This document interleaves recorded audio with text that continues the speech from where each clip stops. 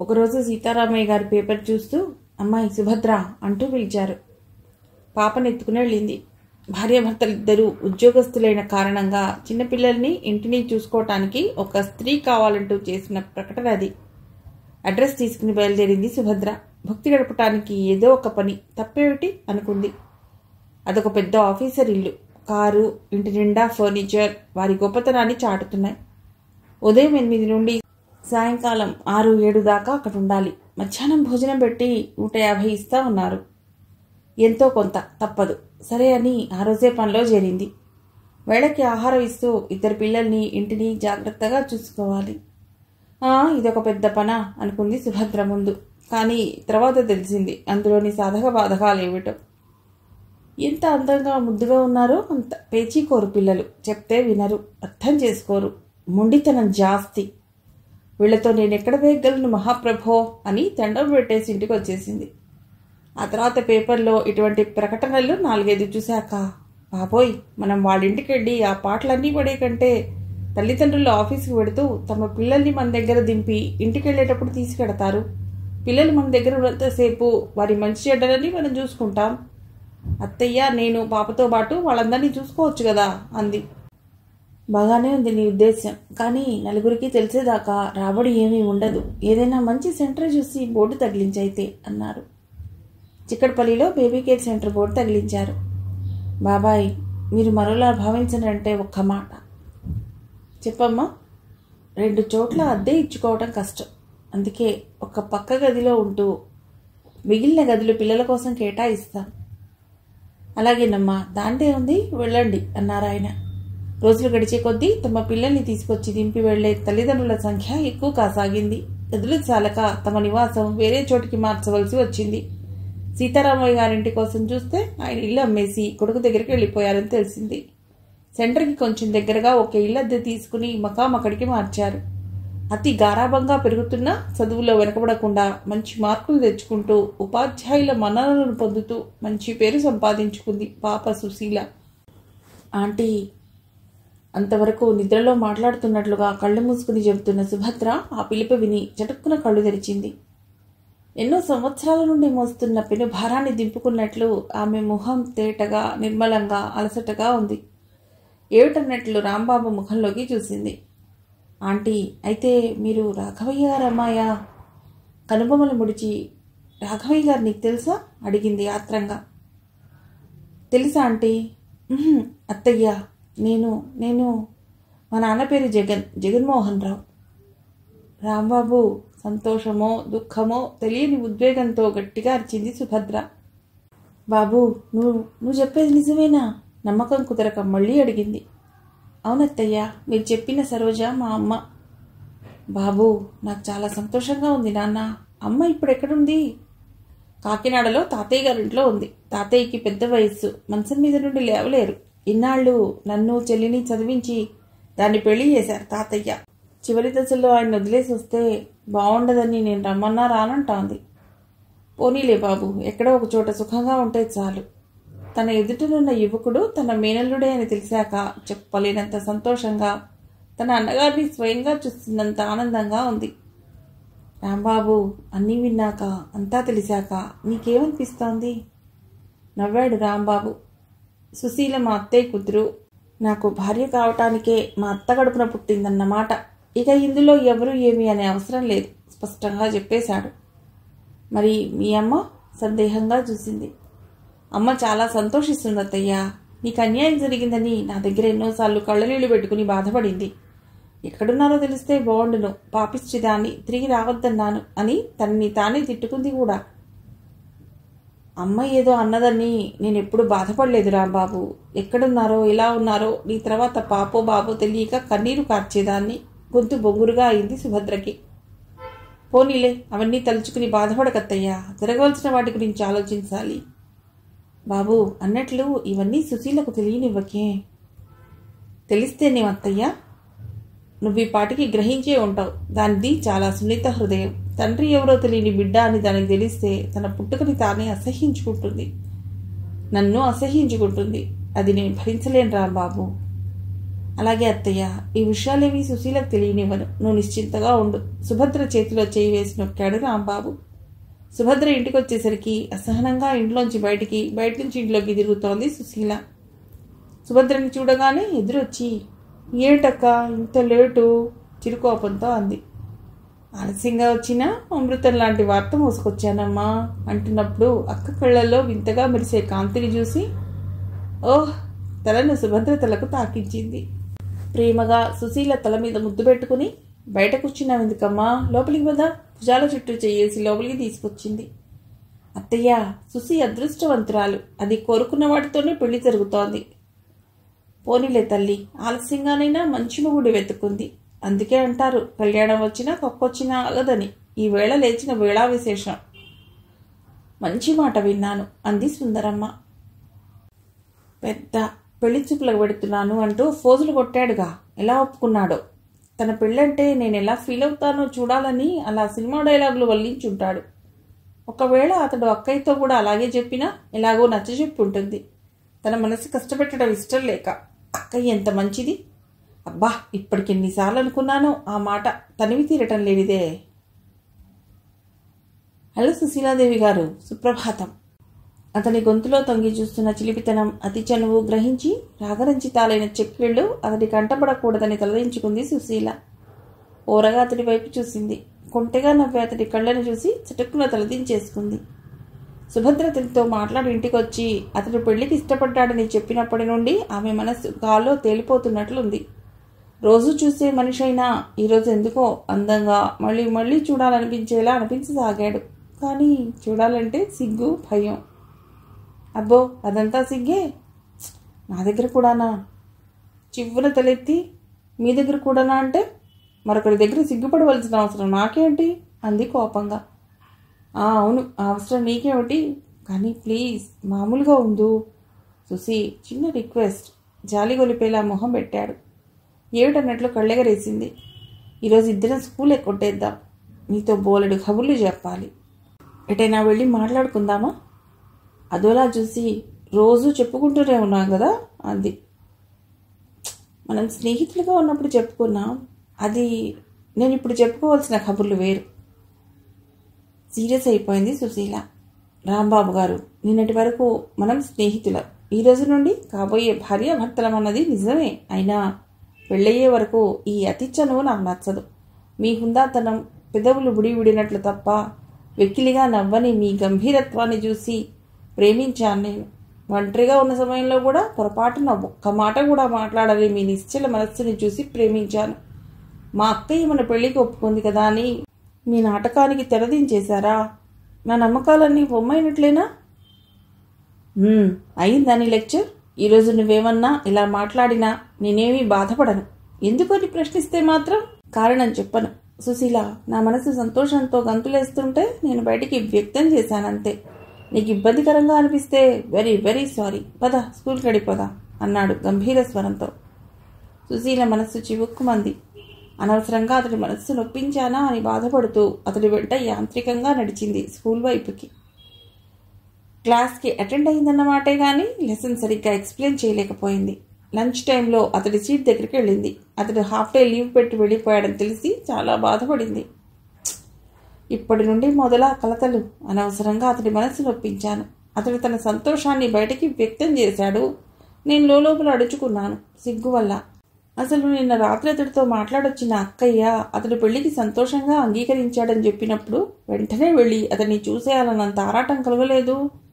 ప్రేమ మైకం వాళ్ళంతా పాకినట్లయి ఎక్కడెక్కడో విహరిస్తున్నట్లు అనిపించలేదు. అతడికి అలాగే అనిపించి ఉండవచ్చు. ఆడది గనుక సిగ్గు వల్ల తన ఆరాటాన్ని వ్యక్తం చేయలేకపోయింది. అతను మగాడు. చాలా రోజుల నుంచి తన పరిచయంతో చనువుతో కొంచెం సర్వగా మాట్లాడాడే తప్ప కొంగు పట్టుకుని రాగలేదు, చెయ్యి నొక్కలేదు. ఏదో తప్పదన్నట్లు బయలుదేరింది కానీ అప్పటిదాకా తనకి స్కూల్కి వెళ్లాలో లేదు. ఈరోజు తనకేదో దయ్యం పట్టినట్లుంది. ఎంతో సంతోషంగా గడపవలసిన సమయంలో అనవసరపు చీకాకుల్ని తెచ్చిపెట్టింది. తన పెద్ద స్టూపిడ్ ఇడియట్. తనని తానే నిందించుకోసాగింది. తలనొప్పి మొదలైంది. కణతలు గట్టిగా ఒత్తుకోసాగింది. What happen miss Sushila? Maths teacher Madhavarao అడిగేసరికి తలనొప్పిగా ఉందండి అంది. అబ్బా, ఆ తలనొప్పింది చూశారు, మహా చెడ్డది. ఏ క్షణంలో వచ్చి ఏ మనిషిని ఆవహిస్తుందో చెప్పలేం. ఇదిగో నా దగ్గర ఎనాసిన్ టాబ్లెట్ ఉంది, వేసుకుంటారేమిటి అంటూ జేబులోంచి చీటీ తీసి ఆమె ముందు పెట్టాడు. థ్యాంక్స్ అండి అని తీసుకుని కొన్ని నీళ్లు తాగింది. మళ్ళీ క్లాసెస్ మొదలయ్యాయి. ఎలాగో టైం అయ్యేదాకా కాలక్షేపం చేసింది. మెల్లిగా ఇంటికి బయలుదేరింది. ఆ సందుమలుపు తిరిగేసరికి రాంబాబు ఎదురయ్యాడు. జుట్టంతా చెదిరిపోయి, ముఖం కందిపోయి, కళ్ళు ఎర్రబడి ఉన్నాయి. నడవలేక అడుగులు తడబడుతున్న సుశీలను చూసి కంగారు పడ్డాడు. సుశీ, ఏమిటిది? ఆదుర్దాగా దగ్గరకొచ్చి పట్టుకున్నాడు. రిక్షా పిలిచెక్కించి తను పక్కన కూర్చున్నాడు. వాళ్ళంతా కాలిపోతోంది. తన భుజం మీద తలాంచి పడుకున్న ఆమెను పొదివి పట్టుకున్నాడు. సుశీ, సుశీ పిలిచినా పలికే స్థితిలో లేదు. రిక్షాను ఇంటికి కాక హరికృష్ణ నర్సింగ్ హోం వైపు మళ్లించాడు. హరికృష్ణ సుశీలని పరీక్షించి ఇంజెక్షన్ ఇచ్చాడు. కంగారేమీ లేదండి, ఈ రాత్రికి భోజనం పెట్టకండి, పాలు బ్రెడ్ ఇవ్వండి, తెల్లారేసరికి అంతా సర్దుకుంటుంది. థ్యాంక్స్ అండి. ఫీజు చెల్లించి బయటకు వస్తుంటే బై సుశీల మీకు ఆగిపోయాడు Harikrishna. Would be. Oh very good, congratulations. రేపు నేనే ఇంటికొచ్చి చూస్తాను. అనవసరంగా శ్రమపడి ఇంత దూరం తీసుకురావద్దు. Okay sir, thank you. వచ్చి రిక్షా ఎక్కాడు. డాక్టర్ హరికృష్ణ నర్సింగ్ హోమ్కి సరిగ్గా రావటం లేదని, పేషెంట్స్ అందుకే మరో డాక్టర్ దగ్గరకు వెడుతున్నారని తెలిసి చాలా బాధపడింది సుభద్ర. సుశీలతో చెప్తే నా మూలంగానే ఇదంతా అని బాధపడింది. ఆ రోజు స్కూల్కి వెళ్ళడం మానేసి హరికృష్ణ ఇంటికి వెళ్ళింది. అసలు గుర్తుపట్టలేకుండా తయారయ్యాడు హరికృష్ణ. బాగా చిక్కిపోయాడు. కళ్ళు గుంటలు పడ్డాయి. చెంపలు లోతుకుపోయాయి. జుట్టు ఎర్రగా పీచుగా ఉంది. 4-5 రోజులుగా గడ్డం చేసుకోవటం లేదన్నట్లుగా పెరిగి ఉంది. అందంగా, హుందాగా, చలాకీగా ఉండే అతడు ఇలా అయిపోయాడేమిటా అని అనిపించి కళ్ళలో నీళ్లు తిరిగాయి సుశీలకు. అరేరే, నా కోసం కళ్ళనీళ్లు పెట్టుకుంటున్నావా అమ్మా? డాక్టర్ గారు, మాధవి గారు అడ్రస్ ఇవ్వండి, నేను వెళ్ళి ప్రయత్నిస్తాను. లాభం లేదమ్మా, నేను 2 సార్లు వెళ్ళొచ్చాను. తను రాదుట, పిల్లల్ని పంపదుట. ఆ పిల్లల్ని పుట్టినప్పటి నుండి నా గుండెల మీద పెట్టుకుని పెంచాను. అసలు వాళ్ల కోసమే తన మొండితనాన్ని, పెంకితనాన్ని భరించడానికి సిద్ధపడి వెళ్ళి బతిమాలొచ్చాను. పోనీ అమ్మా, ఇక నా మనసు విరిగిపోయింది. ప్లీజ్ నాకు ఒక్క అవకాశం ఇవ్వండి, లేకుంటే మీ సంసారం నా మూలంగానే విచ్ఛిన్నమైపోయిందన్న భావం నన్ను అనుక్షణం కాల్చేస్తూ ఉంటుంది. అసలు ఈ పని నేను ఎప్పుడో చేయవలసింది. నాకు తోచలేదు. నాకు నేడో రేపో పెళ్లి కాబోతోంది. మా వైవాహిక జీవితం గురించి ఆలోచించినప్పుడు తప్ప నాకు మీ గురించి ఆలోచన రానేలేదు. చాలా సంతోషం సుశీల, రాంబాబు చెప్పాడు. మీ ఇద్దరూ కలకాలం సుఖంగా ఉండాలని ఒక అన్నగా నా కోరికమ్మా. సుశీల తలనిమిరాడు. అన్నయ్య, ఇంత మంచి మనసున్న మీకు ఎందుకిన్ని కష్టాలు? విధి విలాసం ఎవరు తప్పించగలరమ్మా? బాధపడకు, వెళ్ళిరామ్మా. ప్లీజ్ అడ్రస్ ఇచ్చి తీరాలి. చేయి పట్టుకుని బతిమాలుతూ ద్వారం వైపు చూసింది. రాంబాబు 2 చేతులు జేబుల్లో దూర్చుకుని నిలబడి ఉన్నాడు. రావోయ్ రాంబాబు, సుశీల్ ఇప్పుడే చెప్తోంది. ఈసారి దంపతులుగానే మా ఇంటికి రావాలి మీ ఇద్దరూను అన్నాడు షేక్ హ్యాండ్ ఇవ్వబోతూ. డాక్టర్ గారు, అత్తయ్యకి గుండెల్లో నొప్పి వచ్చింది, మీరు వెంటనే రావాలి. సుశీ, స్కూల్కి రాలేదు? ఎక్కడికి వెళ్ళావా అనుకున్నాను, ఇక్కడ కూర్చున్నావా? అతడి ముఖం కంటుపెట్టుకుని ఉండడం ఇట్టే గమనించింది సుశీల. రాంబాబు, ఈ మధ్య నేను ఈ కేసు టేకప్ చేయటం లేదు. ఈ పక్కనే రామచంద్రరావు గారని డాక్టర్ గారు ఉన్నారు, చాలా మంచివారు. నేను పంపించానని చెప్పి తీసుకెళ్ళు. అక్కయ్యకి గుండెల్లో నొప్ప. అప్పటికే బయటికి పరిగెత్తింది సుశీల. ఆటో ఎక్కింది. మేనత్త కూడా సెంటర్ దగ్గర ఉండటంతో అక్క ఇక్కడికి వచ్చాకే వచ్చిందన్నమాట అనుకుని ఆటో దిగేసింది. ఆ వెనకాలే రాంబాబు డాక్టర్ని తీసుకొచ్చాడు. 2 ఇంజక్షన్లు ఇచ్చి విశ్రాంతి అవసరమని చెప్పి వెళ్ళిపోయాడు డాక్టర్. అంతకు ముందు రోజు జరిగిన సంఘటన జ్ఞాపకం వచ్చింది రాంబాబుకి. సుభద్ర ఒంటరిగా ఉన్న సమయం చూసి, అత్తయ్య, నేను మా ఊరు వెళ్ళి అమ్మకి ఈ విషయం చెప్పి తీసుకొస్తాను. నిన్ను చూస్తే చాలా సంతోషిస్తుంది అన్నాడు. అలాగే బాబు, అమ్మని చూసి చాలా రోజులైంది. అడ్రస్ ప్రకారం ఇల్లు వెతుకుని వెళ్ళింది సుశీల. ఆమెను చూడగానే ముఖం పక్కగా తిప్పుకుంది మాధవి. మరుక్షణంలోనే లోపలికి వెళ్ళిపోయింది. కాసేపటికి వాళ్ళమ్మ కాబోలు వయస్సు మళ్ళీ ఆవిడ బయటకు వచ్చింది. అమ్మాయి, ఎవరు కావాలి? ఆ గద్దింపుకి అప్రయత్నంగానే లేచి నిలబడింది సుశీల. మాధవి గారితో కొద్దిగా మాట్లాడే పనుందండి, భయపడుతూనే మెల్లిగా చెప్పింది. దానితో నీకేం పని? చుట్టానివా పక్కానివా? పక్కాన్ని కాదు గాని అనుకుంటే చుట్టాన్ని. భలే మొండిఘటంలా ఉన్నావే. అసలు ఏ పని మీద వచ్చావు? అదే వారి కాపురం ఇలా అయిపోవటం. నువ్వు విసిరిన వల్ల పడ్డాడుగా మా అల్లుడు. ఏమండి పెద్దవారు, మీరు కూడా అలా అనటం బాగుండదు. నాకేమిటి, అందం లేదా, చదువు లేదా, ఆలోచించే జ్ఞానం లేదా? నాకేం లోటని 2 బిడ్డల తండ్రిని వల్లో వేసుకోవాలి? ఇదిగో ఈ అబ్బాయితో త్వరలో నా పెళ్లి జరగబోతోంది. అతడు హరికృష్ణ గారికి కూడా బాగా తెలుసు. ఒకవేళ హరికృష్ణ గారితో సంబంధం పెట్టుకున్నట్లయితే మళ్ళీ నాకు పెళ్ళెందుకు?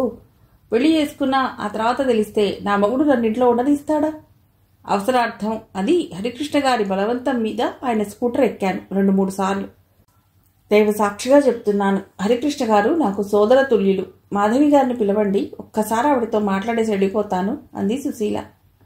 గుమ్మం దగ్గర నిలబడి వీరి మాటలు వింటున్న మాధవి 2 అడుగులు ముందుకు వేసి, నువ్వు పెళ్లి చేసుకుని వెళ్ళిపోతే నీలాంటి వాడు 1,00,000 మంది, ఆయనకేం లోటు అంది ఉక్రోషంతో.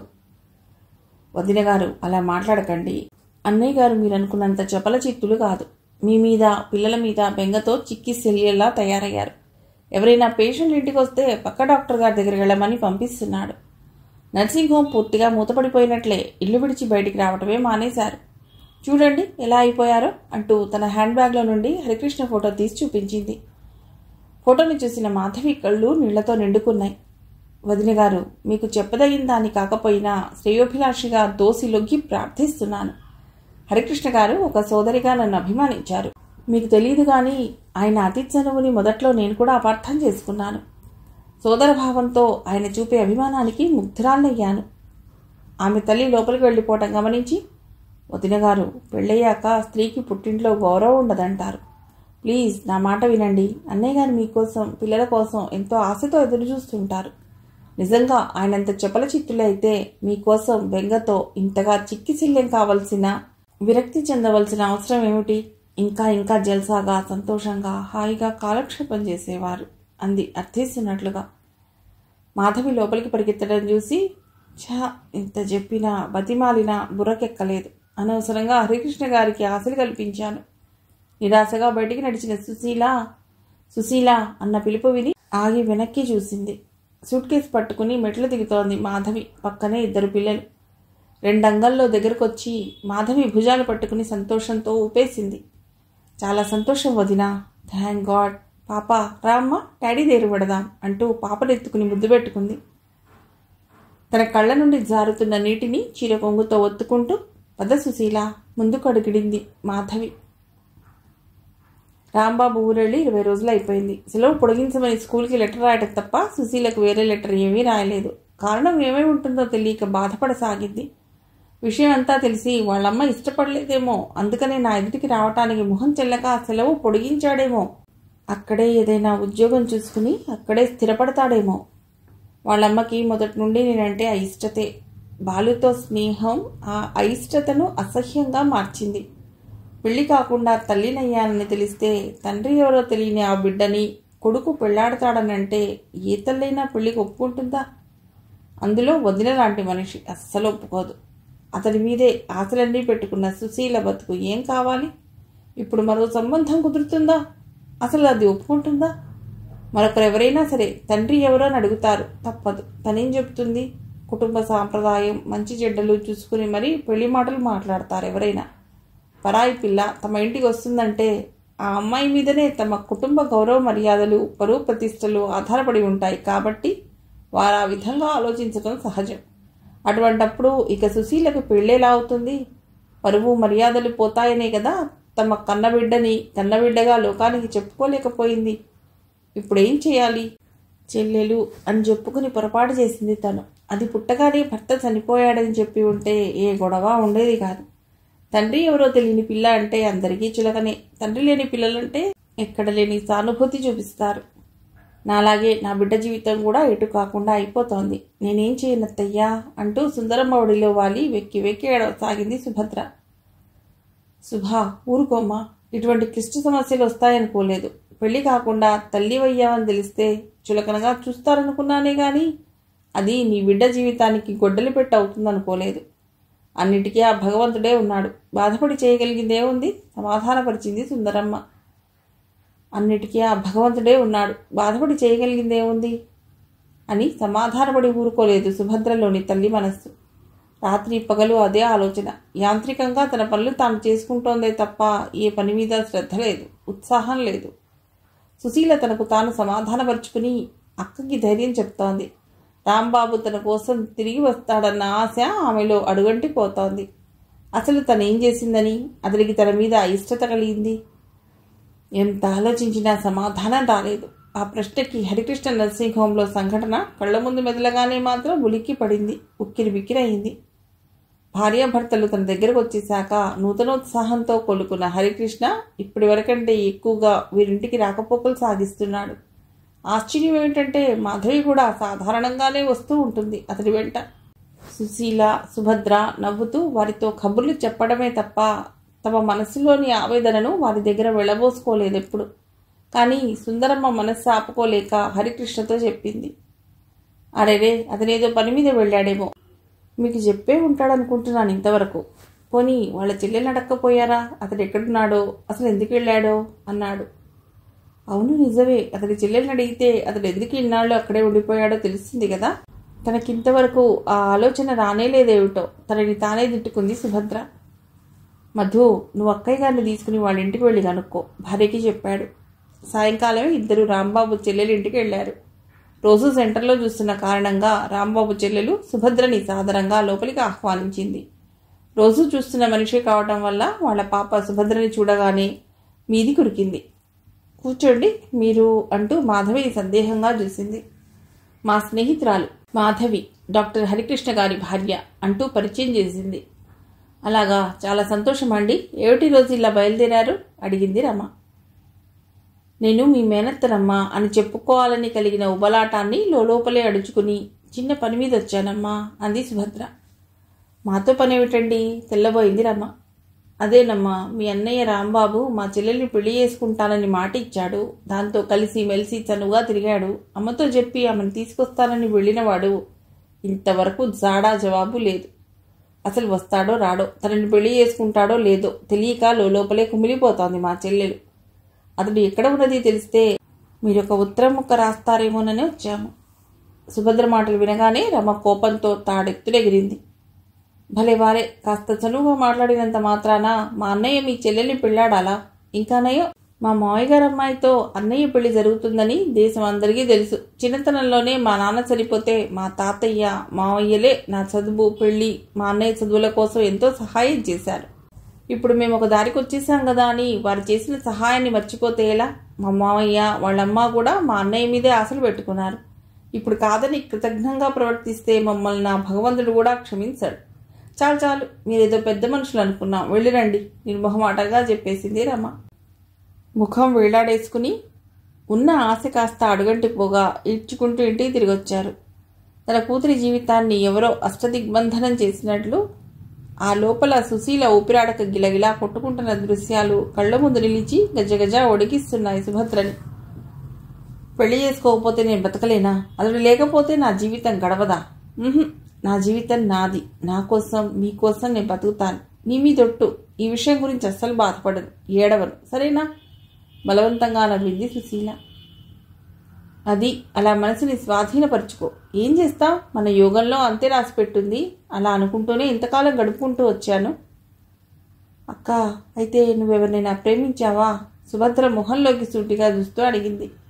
తడబడింది సుభద్ర. తప్పించుకోవటానికి వీల్లేక పట్టుబడిన దొంగలా తలదించుకుంది. అక్క, చెప్పవు, ఇంతకాలంగా నువ్వెందుకు పెళ్లి చేసుకోలేదు? నా కోసమే నీ జీవితాన్ని త్యాగం చేశావని నేను ఎంత కుమిలిపోతున్నానో తెలుసా? చెప్పక్క, బతిమిలాడుతున్నట్లు అడిగింది. అదొక పీడకల. ఆ విషయాలు గుర్తు చేయకు తల్లి. నీకోసం నా జీవితాన్ని త్యాగం చేశానన్నది నిజం కాదు. నేను అసలు బతుకుతున్నది నీకోసమేనమ్మా. మనం వాళ్ల కోసం ప్రాకులాడతాం కాబట్టే వాడు మన జీవితాలతో ఆడుకుంటారు, వెక్కిరించి నవ్వుకుంటారు. మగవాడితోడు లేకపోయినా ఒంటరిగా బతకగలం. మేము అబలలం, బీరుబులం కాదని లోకానికి చాటి చెప్దాం. లేమ్మా, అలా కాసేపు బయటికి వెళ్ళొద్దాం. ఈలోగా సరుకులు తేవడానికి వెళ్ళిన సుందరమ్మ కూడా వచ్చేసింది. ముగ్గురు కలిసి ఇంటికి తాళం పెట్టి బయలుదేరారు. బస్టాండ్లోకి వచ్చేసరికి 91వ నంబర్ బస్ సిద్ధంగా ఉంది. ఎక్కి కూర్చున్నారు. బోట్స్ క్లబ్ దగ్గర దిగి మెల్లిగా నడుచుకుంటూ ట్యాంక్ బండ్ చేరుకున్నారు. అక్కయ్య, నేను PhD చేస్తాను అంది బెంచ్ మీద కూర్చున్నాక. అలాగేమ్మా, నీ ఇష్టం. నేను ఎప్పుడు కాదన్నాను గనక అంది సుభద్ర. అది అలా ఏవో వ్యాపకాలు పెట్టుకోవాలి కానీ ఏడుస్తూ కూర్చుంటే లాభం ఏమిటే అంది సుందరమ్మ. సుశీల నవ్వుతూ, అక్క, ఒక్కొక్క ఘటన ఒక్కొక్క మనిషిని ఒక్కో విధంగా మార్చేస్తుందని ఎవరు అంటే నమ్మలేదు. అత్తయ్యని చూడు, నిన్న మొన్నటిదాకా చదువుకుంటానంటే నన్ను, సరైనందుకు నిన్ను కూడా తిట్టిపోసేది. ఇప్పుడు చూడు ప్లేట్ ఫిరాయించింది. పరిస్థితుల్ని బట్టి మన అభిప్రాయాన్ని కూడా మార్చుకోవాలమ్మా. ఎప్పుడూ తాము పట్టిన కుందేటికి మూడే కాళ్ళంటే ఎలా మారినా అవి మన జీవితాన్ని తీర్చిదిద్దే మార్పులై ఉండాలి. అంతేకాని అప్పుడు అలా అనుకున్నాం, ఇప్పుడు ఇలా అంటే బాగుండేది, ఎదుటి వాళ్ళు ఏవైనా అనుకుంటారేమో అనుకుని కష్టాలు కొని తెచ్చుకోకూడదు. ఇప్పుడు నేను ఇంకా చదువుకోమని చెప్తాను అంది సుందరమ్మ. మరి కాసేపు కూర్చుని ఇంటిదారి పట్టారు ముగ్గురు. మెలకు వచ్చిన కళ్ళు మంటలుగా సూదులు గుచ్చుతున్నట్లుగా ఉంటే లేవబుద్ధి కాక అలాగే పడుకుని ఉంది సుభద్ర. పక్కనే సుశీల ఆదమరిచి నిద్రపోతోంది. కొద్దిగా చలిగా అనిపిస్తుంటే చెయ్యి చాపి ఫ్యాన్ ఆఫ్ చేసింది. ఫ్యాన్ గాలికి చెదిరి సుశీల ముఖం మీద పడుతున్న జుట్టుని వెనక్కి సర్ది నుదుటి మీద ముద్దు పెట్టుకుని చెంపలు నిమిరింది. పక్కకు తొలగిన పైటను సరిచేసింది. సుశీ, తెల్లవారింది లే నాన్న, మెల్లిగా తట్టి లేపింది. అప్పుడేనా? లేసాలే అక్క. సుభద్రని కూడా లేవనీయకుండా నడు చుట్టూ చేయేసింది. పిచ్చి పిల్ల, తనలో తాను నవ్వుకుని కాసేపు ఆగిలేద్దాంలే అన్నట్లు పడుకుండిపోయింది సుభద్ర. సుందరమ్మ లేచి పనులు మొదలెట్టినట్లు గుర్తుగా వంటగదిలో నుండి గిన్నెల చప్పుళ్ళు వినిపిస్తున్నాయి. పంపు నీళ్లు బకెట్లో పడుతున్న శబ్దం లయబద్ధంగా వినిపిస్తోంది. అత్తయ్య, సుశీల అన్న పిలుపుతో పాటు తలుపు టకటకా శబ్దం. మరోసారి పిలుపు. వెనుక తలుపు టకటక. టక్కున లేచింది సుభద్ర. సందేహం లేదు, రాంబాబు. ఎందుకొచ్చాడు? భార్యని చూపించటానికేమో. సుశీ, లే, రాంబాబు వచ్చాడులే. తట్టి లేపి తనొచ్చి తలుపు తీసింది. ఏమిటి ఇంకా లేవలేదు అత్తయ్య? నవ్వుతూ లోపలికి వచ్చాడు రాంబాబు. అతడి వెనుక మరొక వయసు మళ్ళిన వ్యక్తి. మెల్లిగా రండి, చేయబట్టుకున్నాడు రాంబాబు. అప్పుడు గమనించింది సుభద్ర, ఆ వ్యక్తికి కాలు లేదు, శరీరం మాత్రం ఇంకా దృఢంగా బలంగా ఉంది. అక్కడొకటి ఇక్కడొకటి వెంట్రుకలు తెల్లబడ్డాయి. కళ్ళకి జోడు, 2 చంకల్లోనూ కర్రలు. ఇలా కూర్చోండి. రాంబాబు మాటతో ఆ వ్యక్తి మొహంలో ఏవో పోలికలు వెతుకుతున్న సుభద్ర ఉలిక్కిపడింది. బయటికి రాబోయిన సుశీల కొత్త వ్యక్తిని చూసి గది గుమ్మంలోనే ఆగిపోయింది. వంటగది గుమ్మంలో సుందరమ్మ. అదేమిటి సుశీ, ఎవరో పరాయివాడిని చూస్తున్నట్లలా లోపలే నిలబడిపోయావు? పరాయివాడివిగాక ఇంకా నా వాడివి అనుకోమంటావా రాంబాబు? ఏ భావము వ్యక్తం కాని గొంతుతో అంది. అంటే? నిర్జీవంగా నవ్వింది సుశీల. నువ్వు నీ మేనమామ కూతుర్ని పెళ్లాడబోతున్నావని తెలిసాక కూడా నా వాడివే అనుకోమంటావా? అలా నీకెవరు చెప్పారు? అయోమయంగా ముగ్గురిని మార్చి మార్చి చూడసాగాడు రాంబాబు. ఎవరు చెప్పారన్నది అప్రస్తుతం. నిజమా కాదా అని కూడా నిలదీసి అడగను. నీకు ఇష్టం వచ్చిన వారిని పెళ్లి చేసుకునే హక్కు నీకుంది కాబట్టి. కానీ నీకు భార్య కావాలని ఎదురు చూస్తున్న మరదలుందన్నమాట మర్చిపోయి నాతో ఎందుకు స్నేహం చేశావు? నాలో ప్రేమభావం మొలకెత్తించావెందుకు? నమ్మించి నన్ను పూర్తిగా వంచావెందుకు Rambabu? What nonsense are you talking? గట్టిగా అరిచాడు రాంబాబు. అనవసరంగా ఆవేశపడుకు రాంబాబు, ముందలా కూర్చో. వారం రోజుల్లో వస్తానన్న వాడివి ఇన్నాళ్లు పట్టిందేమిటి? ఇద్దరిలోనూ ఆవేశం అవధులు దాటుతోందని గ్రహించి మాట మార్చింది సుభద్ర. రాంబాబు కూర్చోలేసరి కదా సుశీల దగ్గరగా వెళ్ళి చేయి పట్టుకు లాక్కొచ్చి, ఆయనెవరో తెలుసా? ఆ రోజుల్లో మీ అక్క కాదు, అమ్మ ప్రేమించి పెళ్లి చేసుకోవాలనుకున్న వ్యక్తి. నూతన వ్యక్తిని వేలిపెట్టి చూపించాడు.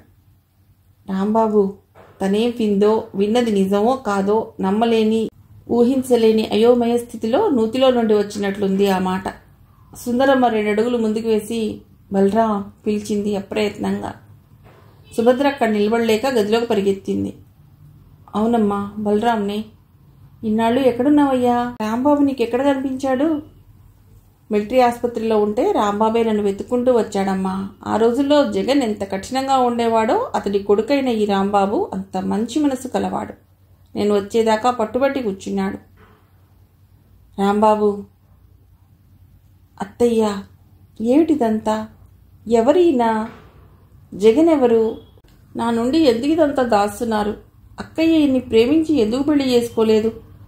ఆఖరికి అక్క కాదు, అమ్మ తనేనని ఎందుకు దాచిపెట్టింది? నువ్వైనా చెప్పు రాంబాబు. పిచ్చిదాన్లా రాంబాబు భుజాలు పట్టుకుని ఉపసాగింది సుశీల. సుశీ, అలా ఆవేశపడకు. అన్ని విషయాలు వివరంగా చెప్పాలనే వచ్చాను నేనిప్పుడు. అలా స్థిమితంగా కూర్చో. మీ అమ్మ సరోజతో మాట్లాడి వస్తారన్న వాడివి. బలరాం దగ్గరికి ఎలా వెళ్ళావు అడిగింది సుందరమ్మ. నేను అసలు వెళ్ళింది అమ్మతో మాట్లాడి ఇక్కడికి తీసుకురావటానికి. అక్కడ మాటల సందర్భంలో తెలిసింది బలరాం గారు మిలిటరీలో చేరారని. వెతుక్కుంటూ వెళ్ళాను. యుద్ధ సమయంలో కాలికి బలమైన దెబ్బ తగిలి ఆసుపత్రిలో చేర్చారని తెలిసింది. అక్కడ కలుసుకుని ఆయన్ని తీసుకొచ్చాను. ఆయన్ని వెతికే ప్రయత్నంలోనే ఇంతకాలం గడిచిపోయింది. నేను అనుకున్న పని విజయవంతం అవుతుందో లేదో తెలియందే ఏమని ఉత్తరం రాయను. ఏకంగా ఒక్కసారి ఆశ్చర్యంతో ముంచెత్తవచ్చని అనుకున్నాను. మీరింత బెంగ పెట్టుకుని శవాకారాలా తయారవుతారని నేను ఊహించనైనా లేదు. పైగా మేనమామ కూతురు వంకాయ పచ్చడి అంటూ అదో అవహండం. మా మామయ్య గారి అమ్మాయిలందరూ నాకంటే పెద్దవాళ్లే. పెళ్ళిళ్ళైపోయి పిల్లలున్నారు. ఎవరో చెప్పిన మాట విని గుమ్మంలోనే నిలదీసి అడుగుతోంది. రాగానే ఎంతో ఆత్రంగా ఎదురొస్తుందని, ఇన్నాళ్లు ఎక్కడికి వెళ్ళావని చిరుకోపంతో బుంగమూతితో అడుగుతుందని ఎన్నో రకాలుగా ఆలోచించాను. కానీ ఈ రాణిగారు భద్రకాళి అవతారం ఎత్తి ప్రత్యక్షం అయింది. రాంబాబు, నాకు ఏమిటో అంతా అయోమయంగా గజిబిజిగా ఉంది. అక్క అమ్మ అయితే మరి నాన్న ఈ బలరాం గారా? చెప్పు రాంబాబు. సారీ సుజీ, ఆ విషయం నాకు తెలియదు అన్నాడు అతిమెల్లగా. లోపలకు సుభద్ర దగ్గరకు పరిగెత్తబోతుంటే చేపట్టి ఆపి, సుజీ, ఆ ప్రశ్న వేసి అత్తయ్యని బాధ పెట్టడం మంచిది కాదు. ఎందుకంటే అత్తయ్యకే ఆ విషయం తెలియదు కనుక అన్నాడు. అంటే నేను తండ్రి ఎవరో తెలియని అనామకురాలన్నమాట. కారు ప్రమాదంలో మరణించారమ్మా నాన్న అంటే నిజమేననుకున్నాను. కానీ అక్కయ్యనని చెప్పుకుంటున్న ఈ అమ్మ ఊరు పేరు తెలియని ఒక వ్యక్తి ద్వారా తన ఆవేశాన్ని చల్లార్చుకుని నన్ను కంది అని నాకు నేను ఎంతమాత్రమూ అనుకోలేదు. అమ్మ భారతీయ స్త్రీత్వానికి అపవిత్రతను ఆపాదించింది. చెంప చెళ్ళుమనటంతో సుశీల వాక్ప్రవాహం ఆగిపోయింది. కొట్టింది రాంబాబు కాదు, బలరాం. అతడి ముఖం భీకరంగా చూడటానికే భయం కొలిపేలా ఉంది. సుభద్ర కూతురువైనందుకే నిన్ను చెంపదెబ్బతో వదిలిపెట్టాను. ఎవ్వరూ లేని ఏకాంత ప్రదేశంలో తన ప్రియుడి కోసం ఎదురుచూస్తూ ఒంటరిగా కూర్చుని ఉన్న ఒక యువతిని వెనకపాటున వచ్చి బంధించి నోరు నొక్కి బలవంతంగా అనుభవిస్తే అందుకు ఆమె బాధ్యురాలా? తన ప్రమేయం లేకుండా జరిగిన చర్య వల్ల ఆమె దోషవుతుందా? అందువల్ల ఆమె తన శరీరావేశం తీర్చుకున్నట్లేనని భావించి ఆమెను వేలెత్తి చూపడమేనా? దాని ప్రతిఫలంగా నిన్ను కని పెంచి పెద్ద చేసి వ్యక్తిత్వం గల మనిషిగా తీర్చిదిద్దడం ఆమె చేసిన నేరమా? ఈ రోజుల్లో ఎంతో మంది స్త్రీలు తమ అక్రమ సంతానాన్ని చెత్త కుండీల్లో ఫుట్పాత్ల మీద వదిలేస్తున్నారు. ఆ పిల్లలు గాలికి ధూళికి పెరుగుతూ అనాథల్లా బతుకుతున్నారు. కొందరు ముష్టెత్తుకుంటుంటే కొందరు రౌడీలుగా, దొంగలుగా, దోపిడీదారులుగా తయారవుతున్నారు. అలా వదిలేకపోవటం మీ అమ్మ చేసిన నేరమా? నీకోసమే బతుకుతున్న ఆ పవిత్రమూర్తిని దోషిగా తలపోస్తున్నావంటే నిన్ను భగవంతుడు కూడా క్షమించడు. ముద్దుబారినట్లున్న సుశీల మెదుడు పనిచేయడం ప్రారంభించింది. అవన్నీ తనకు తెలిసిన విషయాలే. మరి ఇతడికెలా తెలుసు? అత్తయ్య చెప్పిన వాటినే తూచా తప్పక వర్ణిస్తున్నాడు. ఆ గుర్తు తెలియని వ్యక్తి ఇతడేనా? ఆ ప్రశ్న తన మనసులో ఉదయించగానే ఉలిక్కిపడ్డాడు రాంబాబు. రివ్వున బాణంలా గదిలోకి దూసుకెళ్లిన సుశీల కెవ్వున కేకబెట్టింది. మంచం మీద పడుకొని ఉన్న సుభద్ర గిలగిలా తన్నుకుంటోంది. కాళ్ళు చేతులు కొంకర్లు పోతున్నాయి. చూపులు గమ్యం తెలియని బాటసారుల్లా ఒకచోట నిలవటం లేదు. పరిస్థితిని అర్థం చేసుకున్న రాంబాబు ఆలస్యం చేయలేదు. సుశీ, బయటికెళ్ళి ఏదైనా ఆటోని ఆప్ చేయి అంటూనే సుభద్రని 2 చేతుల మీద ఎత్తుకున్నాడు. బయటికి వచ్చి ఆటోలో పడుకోబెట్టి తన చేతులు తలా నొక్కి పట్టుకుని, సుశీ, నువ్వెక్కి కాళ్ళు గట్టిగా పట్టుకో అన్నాడు. ఆటో స్పీడ్గా బయలుదేరింది. హరికృష్ణ సుభద్రని థియేటర్లోకి తీసుకెళ్లి స్టమక్ వాష్ చేశాడు. చేతులు తుడుచుకుంటూ బయటకొచ్చి, థ్యాంక్ గాడ్, సమయానికి చూడటం వల్ల ప్రాణాపాయం తప్పింది. నల్లుల్ని చంపడం కోసం తెచ్చిన టిక్ 20 తాగేసింది అన్నాడు. అన్నయ్య, ప్రమాదం ఏమీ లేదుగా? భయంగా అడిగింది సుశీల. లేదమ్మా, అటువంటి ప్రమాదం ఏదైనా ఉంటే నేను ఇలా స్థిమితంగా మీతో కబుర్లు చెప్తూ కూర్చుంటానా? అమ్మకి ఏదైనా జరిగితే భయంగా అడిగింది సుశీల. లేదమ్మా, అటువంటి ప్రమాదం ఏదైనా ఉంటే నేను ఇలా స్థిమితంగా మీతో కబుర్లు చెప్తూ కూర్చుంటానా? అమ్మకి ఏదైనా జరిగితే నన్ను భగవంతుడు కూడా క్షమించడు రాంబాబు, బోరున ఏడ్చింది. నువ్వు తొందరపడ్డావు సుశీ. రాంబాబు కంఠం వణికింది. అసలు విషయం తెలిస్తే నువ్వు ఇలా అసహ్యించుకుంటావని నీకు తెలియకుండా దాచిపెట్టింది అత్తయ్య. ఆ రోజు ఇందిరా పార్క్లో ఈ విషయాలన్నీ చెప్పి నీకు చెప్పవద్దని మాట తీసుకుంది. నిన్ను నువ్వు అసహ్యించుకోవడమే కాక తనని కూడా అసహ్యించుకుంటావని, అది తను భరించలేనని, అంతకంటే చావడమేనేమని ఏడ్చింది. రాంబాబు, అమ్మ బతుకుతుంది కదూ, నాతో మళ్ళీ మాట్లాడుతుంది కదూ, నన్ను హక్కున చేర్చుకుని ఆప్యాయంగా ముద్దాడుతుంది కదూ. Susi, please don't be excited. అత్తయ్యకి ఏమీ ప్రమాదం లేదని డాక్టర్ గారు చెప్తున్నారుగా, ఓదార్చాడు రాంబాబు. సారీ రాంబాబు, నువ్వు మీ మావయ్య గారి అమ్మాయిని పెళ్లాడుతున్నావని మీ చెల్లెలు చెప్తే నిజమేననుకుని ఎంత బాధపడ్డామో తెలుసా. నా బాధ చూడలేకనే వెళ్ళి నీ గురించి అడిగి నీ చెల్లి చేత మాటలు పడొచ్చిందమ్మ వెక్కుతో అంది. అలా అని మా రమ్మ చెప్పిందా? రాంబాబు భ్రుకుటి ముడిపడింది. అవును, మాధవి వదిన అమ్మ వెళ్ళారు అంటూ ఆ రోజు జరిగిన విషయాలు చెప్పింది సుశీల. అయ్యో, అత్తయ్య అని తెలియక అదేదో వాగేసి ఉంటుంది. పిచ్చి మొద్దు ఒకదానికొక్కటి చేరి అత్తయ్యని బాగా కుంగదీశాయి అన్నాడు. నర్సు వచ్చి స్పృహ వచ్చిందని చెప్పడంతో ఇద్దరూ లోపలికి వెళ్ళారు. అమ్మా, కంఠం వణికింది సుశీలది. అప్పుడే మాటలు నేర్చుకుంటున్నట్లు కొత్తగా అనిపించింది ఆ పిలుపు ఆమెకి. అక్కగా ఎంతో చనువుగా ఉన్న అమ్మ అనేసరికి ఏదో గౌరవ భావం ఉట్టిపడుతోంది ఆ గొంతులో. మెల్లిగా కళ్ళు తెరిచింది సుభద్ర. అమ్మా, ఎలా ఉందమ్మా? సుసి, నన్ను ఇంకా బతికించారు ఎందుకమ్మా? అలా అనకమ్మా, నీ కోపం వచ్చి ఒక్క పూట మాట్లాడకపోతేనే గిలగిలలాడే నేను నువ్వు లేకుండా ఎలా బతకగలనమ్మా? నేను చాలా పొరపాటుగా మాట్లాడాను, నన్ను క్షమించమ్మా. తన చేతులతో తల్లి చెంపలు తలా నిమురుతూ పశ్చాత్తాపపూర్వకంగా అంది. నీ మీద నాకేమీ కోపం లేదు తల్లి. నా మీద, నా జీవితం మీద, నన్ను ఆ పరిస్థితుల్లో ఇరికించిన విధి మీద నాకు చెప్పలేనంత కోపంగా ఉంది అంతే. అత్తయ్య, ఎక్కువగా మాట్లాడిస్తున్నావు, విశ్రాంతి అవసరం అని హరికృష్ణ గారు చెప్తున్నారు. అన్నీ అవి సర్దుకుంటాయి. నిశ్చింతగా హాయిగా కాసేపు విశ్రాంతి తీసుకో, ఆ తర్వాత మాట్లాడుకుందాం. ఏం మాట్లాడాలో తోచక అలాగే కళ్ళు మూసుకుని పడుకుండిపోయింది సుభద్ర. ఆమె గుండెల్లో అగ్నిపర్వతాలు బద్దలవుతున్నాయి. నెత్తురంతా లావాలా పొంగుతోంది. తన కళ్ళ ముందు, తన కడుపున పుట్టిన పిల్లల ముందు ఎటువంటి మాటలు మాట్లాడుకోవాల్సి వస్తుంది? అటువంటి దుర్గతి ఏ స్త్రీకి రాకూడదు అని భగవంతుడిని ప్రార్థిస్తోంది. మర్నాటికి పూర్తిగా కోలుకుంది సుభద్ర. ఇంటికి తీసుకొచ్చేశారు. టకటక కర్రల చప్పుడు వినిపించి కళ్ళు తెరిచింది. మంచానికి దగ్గరగా వచ్చేశాడు బలరాం. ఎందుకో భయంతో గజగజ వణికిపోతోంది ఆమె శరీరం. కెవ్వున అరవబోయి చేతిని నోటికి అడ్డు పెట్టుకుంది. శుభా, మెత్తగా పిలిచాడు బలరాం.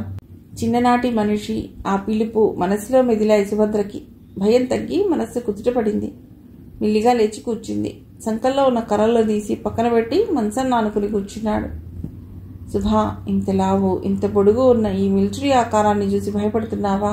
నిజమే, నువ్వు చూసినప్పుడు చిన్న పిల్లవాడిలా ఉండేవాడిని. నువ్వు మాత్రం లంకా ఓణిల్లో ఇంత పిల్లలా ఉండేదానివి. అయితేనే నా కళ్ళకి అప్సరసలా ఉండేదానివి. మనం తిరిగిన తోటలు, దొడ్లు, ఆడిన ఆటలు, పిచ్చి గూళ్ళు నా కళ్ళకి కట్టినట్లు కనిపిస్తున్నాయి. మంత్రముగ్ధురాలైనట్లు వింటోంది సుభద్ర. శుభా, నువ్వు తిట్టినా చీదరించుకున్నా నేను చేసిన ఒక వెధవ పని గురించి నీతో చెప్పి క్షమాపణ కోరుకోవాలనే వచ్చాను. అది విన్నాక నువ్వు ఏ శిక్ష విధిస్తే అది సంతోషంగా భరిస్తాను. ఏం చెప్తాడోనని ఊపిరి బిగబట్టి వినసాగింది సుభద్ర. ఆ రోజు నువ్వు నా కోసం చాలా చీకటి పడే వరకు తోటలో కూర్చుని ఉన్నావు. అప్పుడే నేను పట్టణం నుంచి వచ్చాను. నిన్ను దూరం నుండి చూసి ముగ్ధుడనయ్యాను. ఆ వెన్నెల, చల్లగాలి, పూల సువాసనలు నన్ను రెచ్చగొట్టాయి. పెద్దల సమక్షంలో పెళ్ళైతే గాని తొందరపడవద్దని హెచ్చరించేదానివి. నీ మాటలు కాదని నీ మనసు నొప్పించగల కఠినత్వం నాలో లేదు. నువ్వు నన్ను చెడ్డగా ఊహించుకోవటం భరించలేను. అలా అని నాలో చెలరేగే కోరికను అణుచుకోవటం నా వల్ల కాకపోయింది. నాలో రాక్షసత్వం ప్రజ్వరిల్లింది. రూపం మార్చి చాటుగా వచ్చి బలవంతంగా నేను అనుభవించాను. ఈలోగా మా నాన్న వస్తున్న అలికిడయింది.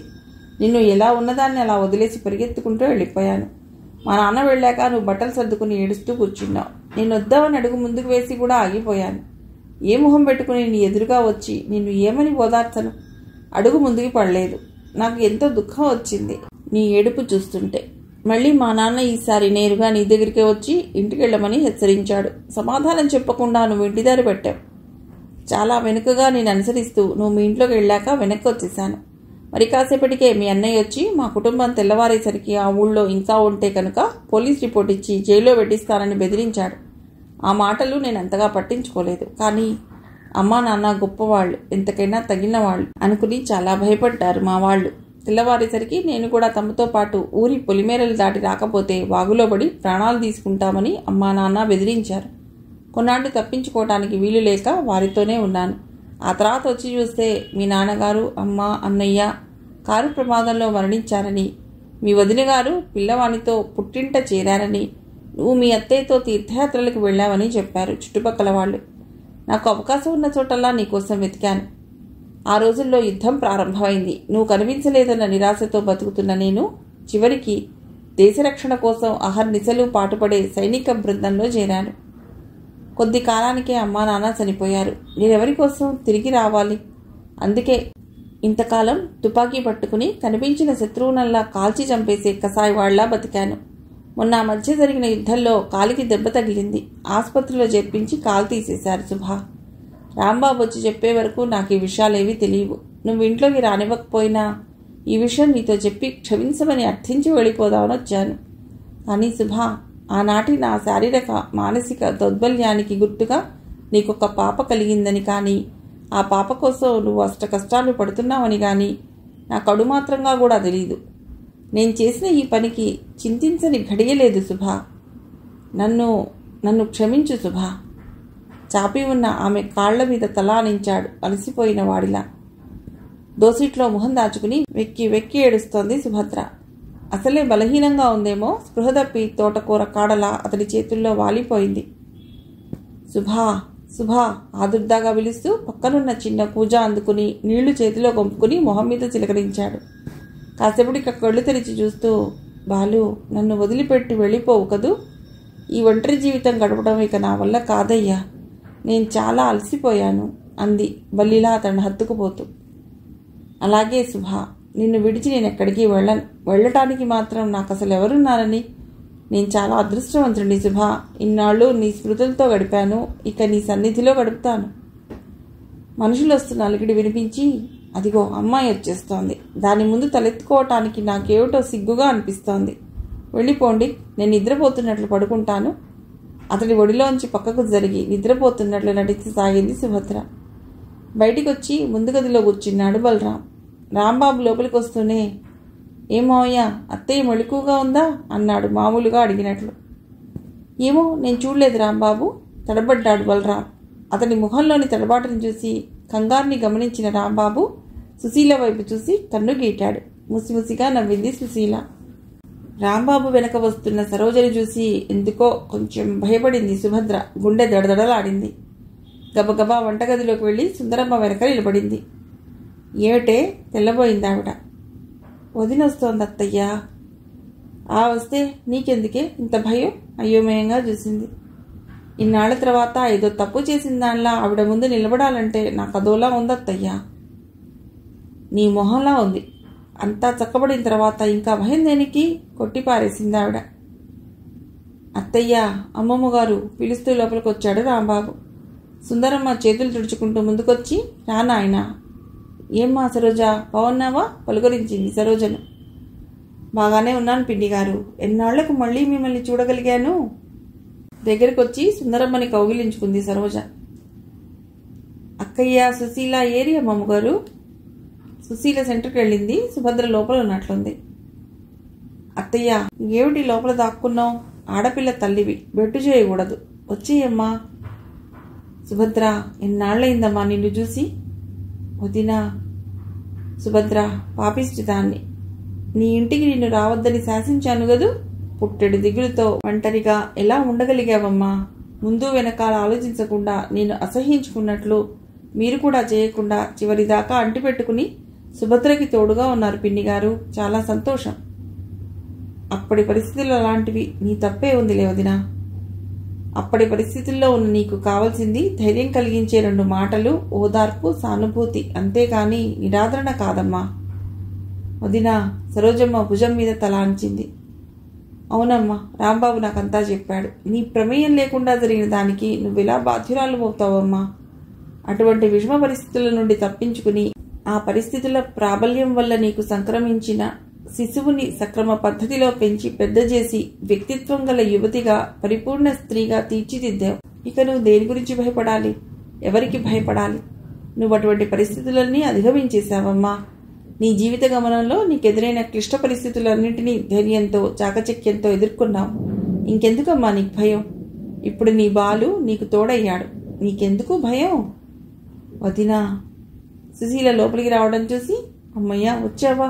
ఇందాకటి నుంచి ఆ వియ్యపురాళ్ళిద్దరూ అతి బరువైన సినిమా డైలాగులు వల్లిస్తుంటే నాకేమిటో ఉక్కిరి బిక్కిరిగా ఉంది అన్నాడు రాంబాబు. అమ్మా సుశీ. అత్తమ్మ. నమస్కారం జీ. సుభద్ర అనగానే వంగి సరోజ పాదాలకి నమస్కరించింది సుశీల.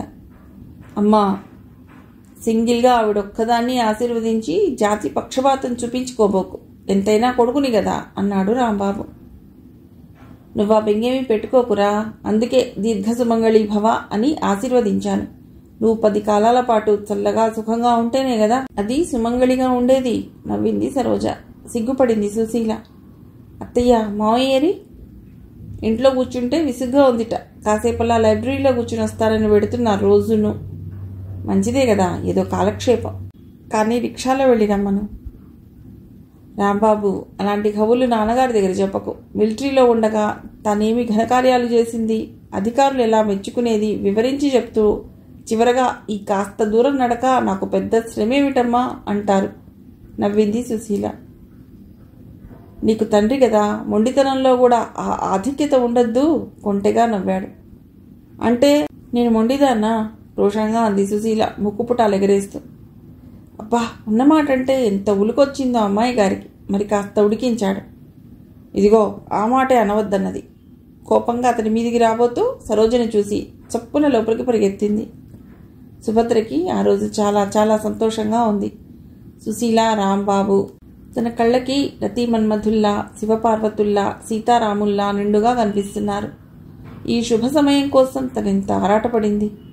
ఇన్నాళ్లుగా తను పడిన కష్టాలన్నీ మర్చిపోయింది. తేలికపడిన హృదయంతో తలెత్తి చూసిన సుభద్రకి గుసగుసగా మాట్లాడుకుంటూ ముసిముసిగా నవ్వుకుంటున్న రాంబాబు, సుశీల కనువిందు కలిగించారు.